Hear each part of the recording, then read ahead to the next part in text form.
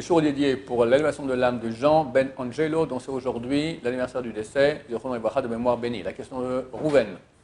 Alors moi j'ai une question sur l'investissement de l'homme dans un business, dans un travail. Est-ce que, moi j'ai entendu que d'investir tant d'argent par mois, ça ne sert à rien, parce que si tu avais les mouna cachés qui me donnaient tant par mois, tu n'avais pas besoin d'investir 100 000 au lieu d'investir 20 000. Enfin, il n'y avait pas de...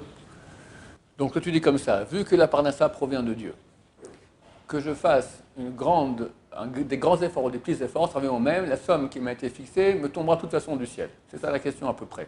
Donc pourquoi travailler beaucoup, mieux travailler peu, puis aller étudier la Torah pendant ce temps? Très bonne question.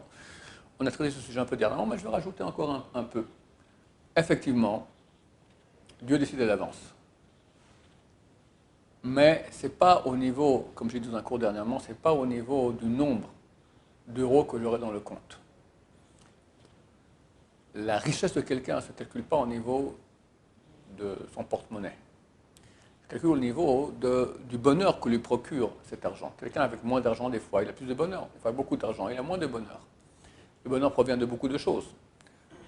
De son shalom bayit, la satisfaction qu'il a de ses enfants, comment il est avec lui-même. Très, très souvent, des gens ont des séquelles du passé, ou un terrain psychiatrique fragile, donc ils sont en dépresse, et des choses comme ça. À quoi ça sert d'avoir des millions si tu es en dépression? À quoi ça sert des millions si tu n'es pas heureux? À quoi ça sert d'être heureux, d'avoir des millions si ta femme te casse les pieds? À quoi ça sert des millions si tes enfants ne te respectent pas? D'accord? Il y a ici tout un... Et quand on dit que Dieu donne la parnassa, c'est lui qui donne, c'est qu'il fixe exactement. Quand il fixe, c'est pas il fixe le nombre de milliers que tu auras dans ton compte, ou de centaines, ou de dizaines de milliers, d'accord? C'est ça, c'est à quel point tu seras bien. Et ça dépend de Dieu. Dans cette mesure, il faut s'adresser à celui dont tout dépend. C'est qui? C'est Dieu. Le Chazon Ish dit, il va expliquer comment on va expliquer tout de suite, c'est vrai qu'il y a une mitzvah de Ishtadlut. Il faut aller mettre le canal en place, travailler. Combien? On va en parler tout de suite, d'accord? Il faut travailler aussi. C'est vrai, travailler. Bon, il y a une certaine élite qui, elle, essaie de ne pas travailler, qui sont, comme disait le Rav Shteilman, Ochle Aman. Eux, ils mangent la manne, d'accord? Comme dans le désert, on ne travaillait pas, la manne tombait tous les matins. Ça, ce sont les Bnei Torah, ceux qui décident que ma profession, c'est l'étude de Torah. Alors, ils sont aidés spécialement par Hachem. Mais ceux qui décident de rentrer dans le monde du travail, donc ils rentrent déjà dans un cadre naturel. Et dans un cadre naturel, donc, il faut, explique le Chazon Ish, il faut faire une ishtadlut. Ishtadlut, ça veut dire que tu mets en place un canal avec une comédie, d'accord? Tu travailles. Combien? On va en parler tout de suite. Mais il dit, cette comédie qui va servir de canal par lequel Dieu va mettre la bracha, elle ne sert, elle peut être un canal que si tu fais l'essentiel à côté qui est prié avec ferveur. Le canal, le travail, tu fais avec froideur. Ce qu'il faut faire comme une corvée, c'est une malédiction, travailler. D'accord? Le premier homme a été maudit, à la sueur de ton front, tu mangeras du pain. Alors, la malédiction, on ne fait pas avec un grand sourire. Quel bonheur d'aller au travail, maintenant on va faire des affaires. D'accord? C'est une malédiction, il faut le faire, on le fait. D'accord, je ne dis pas non plus qu'il faut être en dépression, mais d'accord, c'est pas... Par contre, il faut prier vers Hachem avec tout son cœur, avec chaleur, avec sincérité. C'est ça le vrai job. Et quand on fait ça, alors le canal qu'on a mis sur place, il devient une ishtadlut. Il devient le vrai canal par lequel Dieu peut amener la bénédiction. Maintenant, comment il faut faire? À notre niveau, à nous, où on n'est pas des gens qui ont une grande, grande confiance en Hachem, on fait un canal normal. Ah, tu vas travailler, on va dire aujourd'hui, une journée de travail, c'est 7-8 heures, je ne sais pas combien, 7 heures. Ouais, tu travailles 7-8 heures.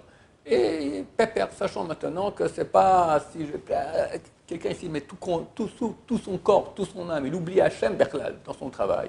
Et en plus, à quel point il est honnête, à quel point il ne fait pas de la magouille, etc., ça, il est complètement à côté de la plaque. Si je veux maintenant faire mon travail, et c'est très difficile, parce qu'on est pris par le travail, arriver à le faire froidement, savoir que c'est un canal, une comédie que je dois faire, je suis un comédien. Comédien, je joue une pièce, d'accord? Et je le fais honnêtement droit. Par contre, quand je prie Hachem, Dieu fasse que je puisse travailler moins de temps pour donner plus de temps à la Torah, pas plus de temps pour garder un feuilleton, pas plus de temps pour aller jouer un poker, d'accord? Plus de temps pour étudier la Torah, alors Hachem, au bout d'un moment, va nous permettre de réduire le temps de travail et le changer en Torah. Et là, comme ça, on gagne le gros lot. Oui. Rav, il y avait un grand sadique qu'on disait qui était un cordonnier et que dans chaque fil qu'il mettait dans sa chaussure, il pensait, le Chef Shabbat, etc. C'est vrai. C'est vrai. C'est différent du fait Alors, de- il faut comprendre, ça c'est écrit dans la Gemara, qu'il y avait un tzaddik, voilà, pour chaque coup d'aiguille, voilà, c'est un grand tzaddik. Jusqu'il y a environ 500 ans, ça existait encore. Des tzaddikim qui, tous les juifs, ils travaillaient quelques heures le matin, 2, 3, 4 heures, et après ils étudiaient tout le reste de la journée. Ils ne dormaient pas beaucoup. Ça a eu été, c'est mort, ça n'existe plus. Les sages d'Israël ont vu que si on continue comme ça, la Torah s'oublierait d'Israël. Alors ils ont dit, la masse du peuple juif va aller travailler, va garder quelques heures d'étude de Torah parce que c'est nécessaire absolument, mais on va mettre une élite qui va faire que de la Torah. Et en plus les jeunes, jusqu'à l'âge du travail, ils étudient jour et nuit la Torah. Comme ça, ils arrivent déjà à l'âge où ils doivent travailler, déjà avec un bon bagage de Torah. Mais s'il n'y a pas une élite qui sera là, déjà le Talmud témoigne de cela, que dans chaque ville, il faut qu'il y ait au moins 10 personnes, batlanim, des gens qui ne font rien. Quoi, ils font rien? Ils se tournent les pouces? Non, ils suivent la Torah et ils sont payés par la communauté de la ville. Toute la ville les paye pour étudier la Torah. Déjà dans le Talmud, on parle de cela. Mais en plus, on voit que durant l'histoire, plus on avance, plus il y a des grands dirigeants de population qui disent que c'est le seul moyen de faire, sinon la Torah s'oublie. Moi j'avais un oncle, mon grand-père était très riche. Et j'avais un oncle religieux orthodoxe, et mon grand-père l'envoyait à Ponovitch. Au bout d'un moment, mon grand-père lui dit « Ok, bon, ça suffit maintenant, tu viens travailler avec moi. » Rav Shach, c'était le plus grand rabbin de la génération, qui était le Rosh Yeshiva de Ponovitch. Il a dit « Non, non, il va encore étudier. » Et mon grand-père a dit, s'il continue à étudier, moi je coupe les vivres. Alors Rav Shach dit, ok, nous on lui donnera les vivres, d'accord? Pour finir, mon oncle est sorti. Il est sorti pour lui, ça commence il a ouvert un travail, il a changé, c'est plus le même, d'accord? Il n'est plus le Ben Torah qu'il était, c'est absolument clair. Le monde aujourd'hui du travail, il happe.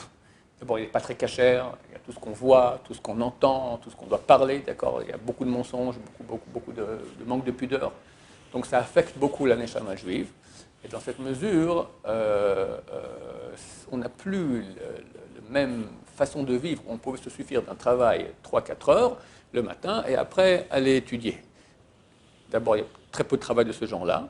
Ensuite, le travail est tellement happant et on est tellement petit, on est tellement, disons en français un peu vulgaire, bouffé par le travail, d'accord, qu'on n'arrive plus à tenir. Après, on est pris par le monde du travail et il reste presque pour rien pour la Torah. Donc ça existait un temps, cette façon de faire. Mais aujourd'hui, il n'y a presque plus. Alors, qu'est-ce qu'on fait? On recommande aux gens d'abord de prendre quelques temps dans leur vie, de consacrer complètement à la Torah. Pour le moment, quand il y a nécessité de sortir travailler, tu sors travailler et tu travailles. Et tu essaies de travailler le minimum nécessaire, pas moins, nécessaire pour subvenir aux besoins de ta famille. Et tu mets beaucoup d'investissement dans la prière et tu fais ton travail de façon froide, comme j'ai dit. Et normalement, tu auras la bracha pour que d'abord le peu que tu feras comme travail amènera beaucoup d'argent, suffisamment. Ainsi, tu pourras moins travailler et plus étudier Bezrat Hashem. Ça c'est du point de vue financier. Financier, tout. C'est certain que si tu agis comme ça, tu agis comme Dieu veut. Donc ça amène la bénédiction dans tout, c'est clair, c'est censé amener. La personne qui prend un certain plaisir à ce travail. Je ne dis pas qu'il ne faut pas prendre du plaisir au travail. Faire un travail qu'on n'aime pas, ça ne va pas. J'ai dit à quel point c'est ton inquiétude. La nuit, tu réfléchis au travail ou tu réfléchis au Rambam. Il faut y aller pour réfléchir au Rambam.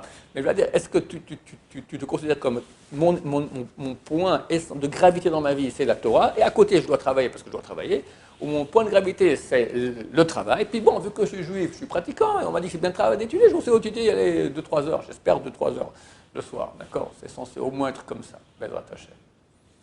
Ça te va comme réponse? Merci beaucoup. Baruch Adonai, l'olam, amen va amen.